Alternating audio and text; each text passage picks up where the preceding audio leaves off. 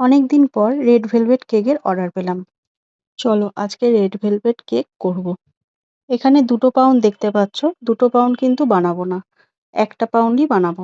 Heart শেপের যেটা দেখছো সেটাই বানাবো।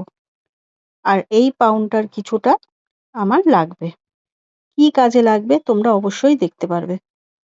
তাহলে চলো শুরু করি রেড ভেলভেট কেক।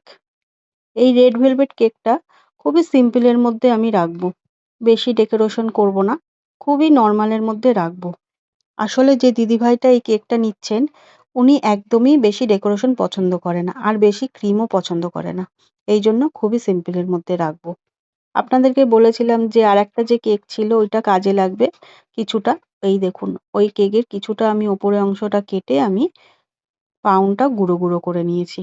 আর এদিকে আমার ক্রিম চিজ তৈরি হয়ে গেছে।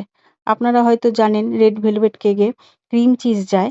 এই যে আমার ক্রিম চিজ রেডি হয়ে গেছে। এই দেখুন আমার ক্রিম কোটিং রেডি। আপনাদেরকে পুরো ভিডিও আমি দেখাতে পারি না, ভিডিও এত লং হয়ে যায় সেই জন্য। তাহলে এবার চলো এবার ডেকোরেশন। এই দেখুন, যে পাউন্ডটা আমি গুঁড়ো করে রেখেছি সেই পাউন্ডটা আমি দিয়ে ডেকোরেশন করেছি, পুরো কভার করেছি। এই কাজটা খুবই ধৈর্য ধরে করতে হয়। দেখো ওপরে ক্রিম দিয়ে রোস্ট করে দিয়েছি, আর এখানে সুগার বল দিয়ে দিয়েছি। খুবই সিম্পলের মধ্যে রেখেছি। কেমন লাগলো জানিও।